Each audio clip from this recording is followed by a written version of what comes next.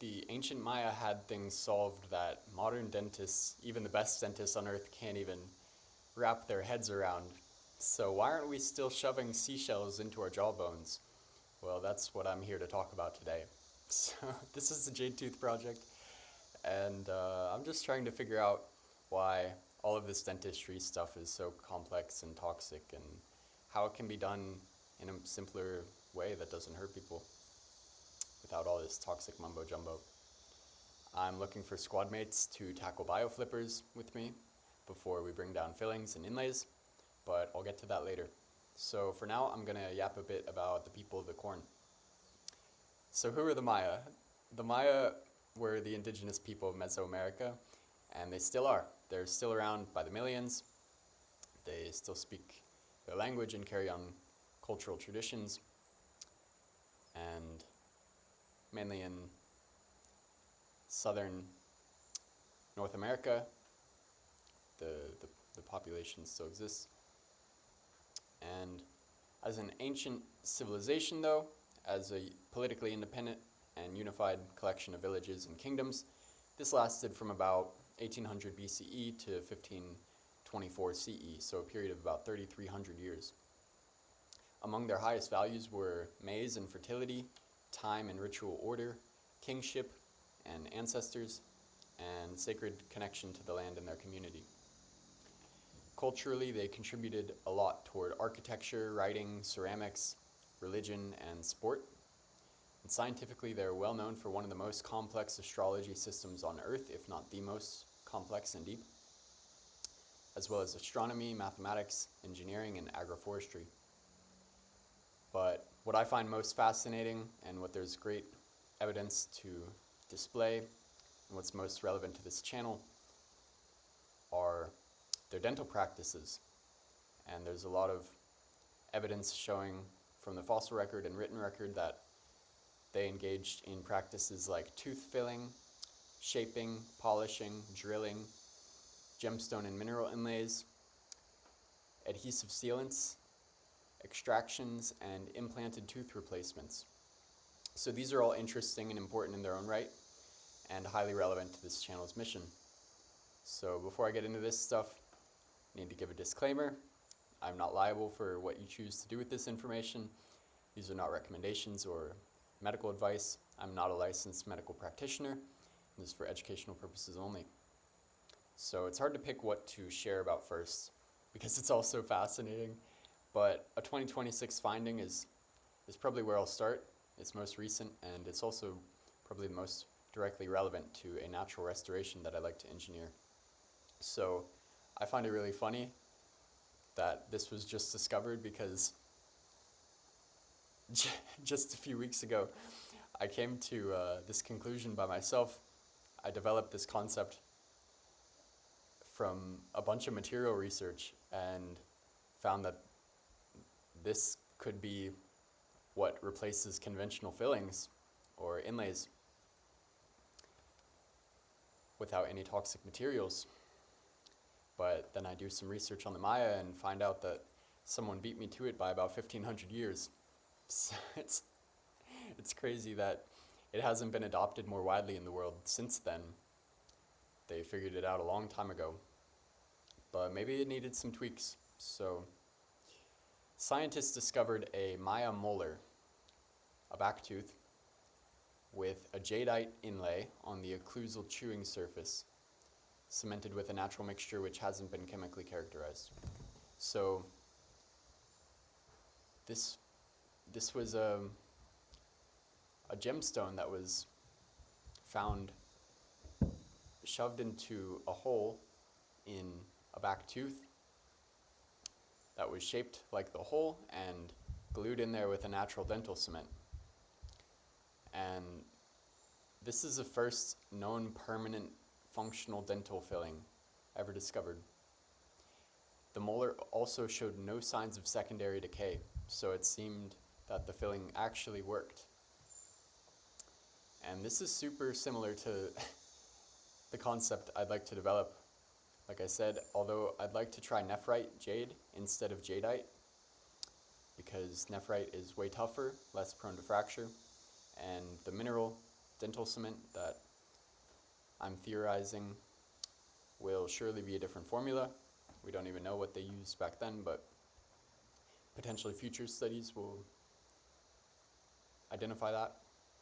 Nonetheless, this proves the concept that it can be done and it can last for millennia. So to dive into their natural cements from other research and findings, I find it interesting to learn that they use plant resins. They use pine extracts, they use mint family essential oils, they used Asteraceae extracts, bitumen, phosphates, and calcium-rich minerals. Now, I wouldn't personally include any resins or crude plant extracts in a permanent cement due to the risk of biological contamination, like fungal or viral or bacterial contamination. But it seemed to work pretty well for them. It lasted hundreds of thousands of years. And another thing they would use this cement for is attaching different gemstones to their front teeth after drilling into the labial front surface. So they would give themselves a gem grill, basically. They would decorate their front teeth, their visible teeth, with all sorts of different gemstones. And they were so precise that they wouldn't drill into the pulp. If they did, it would kill the tooth. It would cause severe pain and cause the tooth to eventually fall out. So they just drilled into the enamel with carved gems that perfectly matched the size and shape of the drilled hole. And they would drill this and shape these gems by hand. So it's amazing that they were able to do this. It's theorized that they would use copper or jade drills that were kind of cylindrical, and they would roll them in their hands, and they would do this by hand. They would use quartz powder and water as an abrasive, at least it's theorized. So they would use different gemstones such as jadeite, turquoise, quartz, serpentine, hematite, pyrite, and even cinnabar-associated red minerals, so mercury-containing stones. And they would do this for aesthetic, status, ritualistic, and potentially even health or spiritual reasons. And this was even done for children. They found kids as young as 7 years old that had these. Another practice they would do is filing their teeth. They would file them into different shapes or patterns, and you can find pictures of this stuff online. It's pretty fascinating. They would, again, just drill into they would file into the enamel. So people had like flat teeth, or they had like notches or serrations in their teeth, and this was probably very indicative of status, or I don't know, familial line or something like that. Or maybe it was ritualistic or representative of their different personalities or energies or whatever it may be. But when teeth got too bad, they would extract them, and it's kind of interesting how they viewed teeth. They really looked at teeth like gems that needed to be polished, and I don't know, they just treated them so similarly to gemstones. And yeah, I don't know if that's completely accurate. I think we have a more complex understanding of teeth nowadays, but it's fascinating. And in the 7th century, a person had 3 teeth extracted. A person was found to have 3 teeth extracted and immediately replaced with seashell fragments, shaped into wedge shapes, and likely tapped or hammered into the jawbone. So what's even more interesting about this is that they osseointegrated, which means that these seashells that were carved into the shape of a tooth practically and shoved into the jawbone, they were accepted by the jawbone as new teeth. So the jawbone was found to actually generate new bone material to hold on to these implants And this is what happens in modern implants. Scientists spend thousands and billions of dollars even to create these materials which the jaw will accept as a new tooth when it's implanted. And they did this with the seashell. It's so simple. But I don't know, the dental industry just makes things overly complicated. And this is the first record of an artificial dental implant placed into the jawbone ever. So dental implantologists have speculated that this could have been done with the help of coca leaves or mushrooms for sedation or anesthesia, because the Maya people were very fond of these natural substances. And I think if I think if this were tried to be reproduced today for permanent implants, it would be better to use nephrite than seashells, since it would be much less prone to cracking. But the nephrite would have to be shaped with a 5-axis dental mill with a diamond burr, so that the endosseous portion, the under the gum portion, would be textured for better osseointegration. Lasers don't work because they will compromise the structural integrity of the nephrite, but diamond burrs can shape them well. So these 5-axis dental mills are already used to shape zirconia. They're already widely available. I think they can be used instead for that sort of thing. So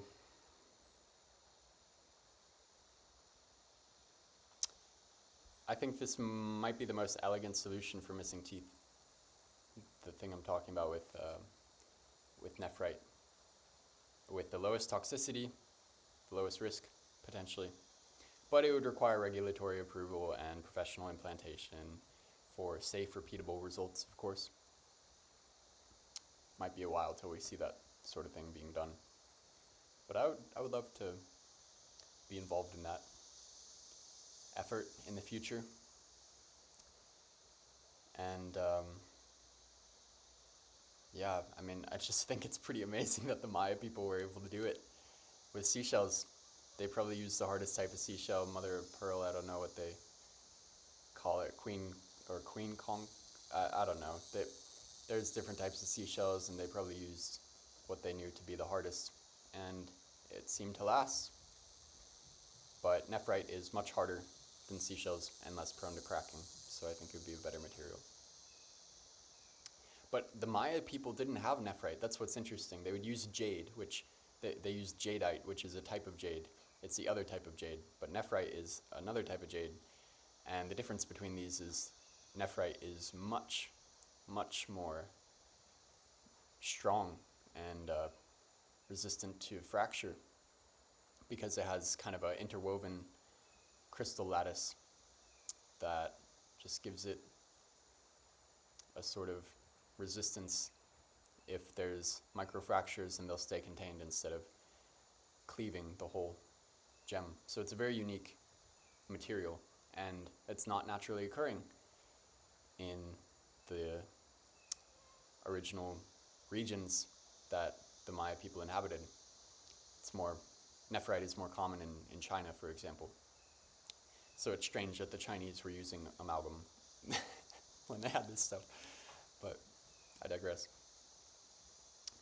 So the Jade Tooth Project, that's this channel, that's why I started this channel. I'm trying to develop these alternative, non-toxic restorations, and I need a team for this. So I'm looking for a prosthodontist or a dental technician, preferably rebels, bioplastic experts, patent folks for the creation of a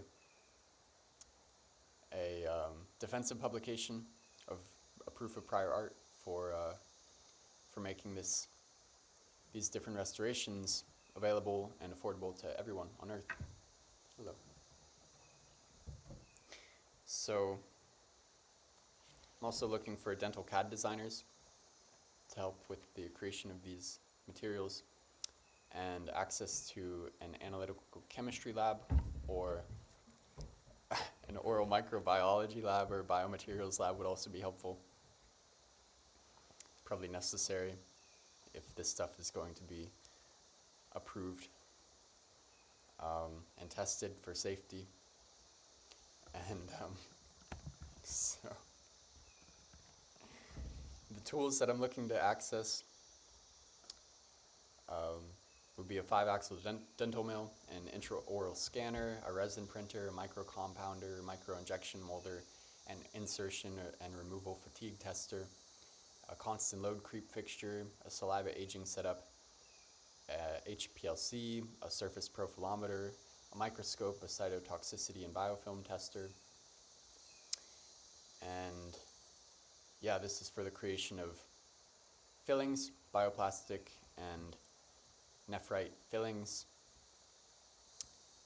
but also for testing out potentially dental cement inlays and fillings. With the inlays would be with nephrite. And also, you know, it's a high aspiration, but the creation of these nephrite implants that I discussed, I'd really like to see that come about in this world. I think it's the most elegant solution for people who lose teeth, and if it can be put into their mouths right after an extraction, I think it can make their lives the easiest, be the least toxic, completely non-toxic option for a one-piece, simple dental implant, which would be tough, which would never have to be replaced, and wouldn't be as much stress as constantly maintaining a bioplastic flipper. Also, bioplastic has some toxicity concerns. I'm going to try to find as many workarounds for that as possible, but bioflippers, it seems difficult to achieve without bioplastic. So those are my ideas. If you're inspired by what you hear, please join me if you're with me. And if you'd like to support this channel, please subscribe, like this video, comment down below with any questions or comments or concerns. Be happy to discuss. If you'd like to get in touch, then my email is linked to this YouTube page. And please share this video with anyone who you think might find it interesting or relevant or important. And check out my other videos to get more context. And stay tuned for more. Thank you for your time.